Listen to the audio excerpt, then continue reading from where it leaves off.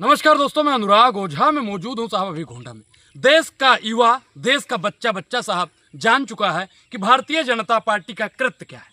Bharatiya Janata party ने जो जुमला दिया, अब बच्चा साहब जान चुका है। पहले आप इस वीडियो को देखिए। कौन बोला कि झूठ बोल दिए? यहाँ पे बच्चा बोल रहा है, झूठ बोले थे। मोदी ने तो ऐसे झूठ बोल दिए थे लोग को, बस बोल दिए 15 लाख देंगे, एक भी पैसा नहीं दिए मोदी जी। अच्छा, मोदी जी जब बोले थे 15 लाख तो सुने थे कि बोले हैं? सुने तो थे 15 लाख कि देंगे, लगा था देंगे, मगर दिया नहीं 15 लाख। वोट लेके बस बैठ रहा आराम से, घर में आराम से बैठ रहा। कितना उम्र हो रहा है बाबू? मेरा हो रहा है अभी 13 साल। नाम? अमित कुमार। अमित कुमार नाम है। मोदी जी से एकदम नाराज हो? मोदी जी से एकदम नाराज है। और कुछ बोल के मोदी जी पूरा नहीं किए। बोला कि ऐसे राशन देंगे 5 किलो एक्स्ट्रा, 2 किलो उसमें से काट के 3 ही किलो दिए हैं। अच्छा, 3 किलो मिलता है। तो मोदी जी 2 करोड़ रोजगार भी बोले थे हर साल, वो भी पूरा नहीं हुआ है। सही बात है। इतना, लेकिन बच्चा को पता है कि 15 लाख नहीं आया और राशन भी कट के मिल रहा है। जिसमें एक बच्चा साफ तौर पर कह रहा है कि प्रधानमंत्री नरेंद्र मोदी जी ने 15 लाख का वादा किया था।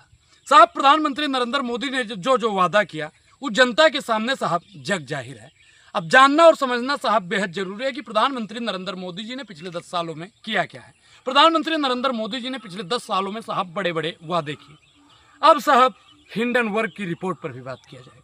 हिंडनबर्ग की रिपोर्ट की जो सेबी की प्रमुख थी साध्वी जी, खैर उन पर तो कोई बात ही नहीं, क्योंकि एक भ्रष्टाचारी की जांच करने के लिए स्वयं घोटालेबाज ही बैठा था।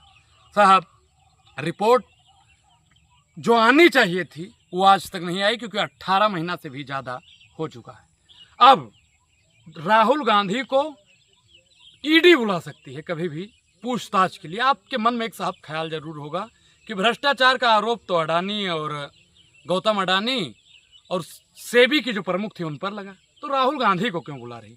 मैं एक चीज़ आपको बता दूं साहब कि जो सच्चाई के रास्ते पर चलता है, जो सरकार से सवाल पूछता है, विपक्षी नेताओं से सवाल, सत्ता पक्ष के नेताओं से सवाल पूछता है, ईडी सीबीआई का तो साफ सामना करना ही पड़ेगा। अब क्या प्रधानमंत्री नरेंद्र मोदी जी फौरन जेपीसी की मांग पर अपनी भी मंशा जताएंगे, ये जानना साहब बेहद ही जरूरी है। साहब, मैं आज आपको स्पष्ट करने जा रहा हूं कि जो इन्होंने घोटाला किया है, आपके मन में साहब ख्याल होगा कि गौतम अडानी घोटालेबाज कैसे है। साहब, 609 नंबरी 609, मतलब 609 नंबरी 2 नंबरी कैसे बन जाता है। 2 नंबरी का तो मतलब ही 2 नंबरी होता है।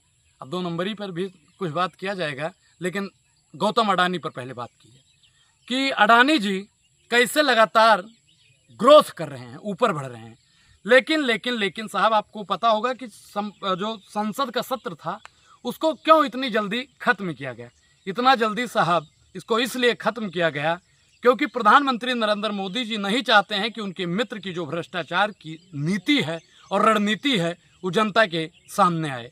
प्रधानमंत्री नरेंद्र मोदी जी को सोचना चाहिए कि जो गौतम अडानी ने इस देश को लूटने का काम किया है, इस देश को साहब लूटने का काम किया है, उस लूट से बचाने के लिए प्रधानमंत्री नरेंद्र मोदी जी इस देश को बचा सकते हैं। लेकिन साहब वो नहीं चाहते हैं कि ये देश बचे।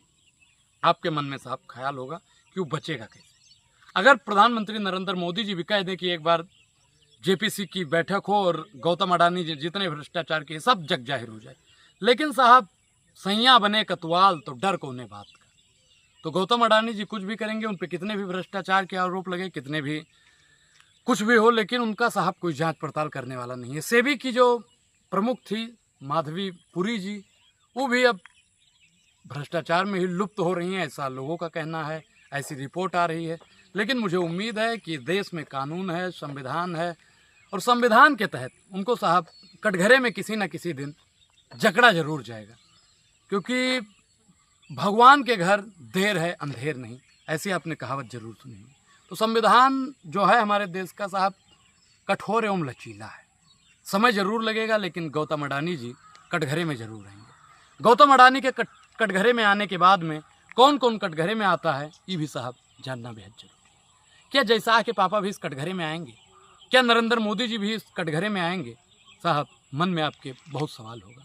हर सवाल का आपको जवाब मिलेगा, वह वीडियो के अंत तक आप बने रहिए। प्रधानमंत्री नरेंद्र मोदी जी से मेरी लास्ट अपील है कि एक बार जेपीसी की बैठक करवाइए, और प्रधानमंत्री नरेंद्र मोदी जी से एक मांग और भी है कि गौतम अडानी से अगर आपका कोई रिश्ता नहीं है तो आप स्पष्ट कर दीजिए, और मीडिया हिंडनबर्ग की जो रिपोर्ट आ रही है उसको छिपाने के लिए बांग्लादेश के मुद्दों पर 24 घंटा हिंदू मुसलमान करने पर जुटी हुई है। पूरी बातचीत पर आपकी क्या प्रतिक्रिया, अपनी प्रतिक्रिया जरूर दें। और अभी तक आपने हमारे चैनल को ज्वाइन नहीं किया है तो ज्वाइन करना भी बेहद जरूरी है। अब अनुराग ओझा को दीजिए इजाजत। शुक्रिया, धन्यवाद।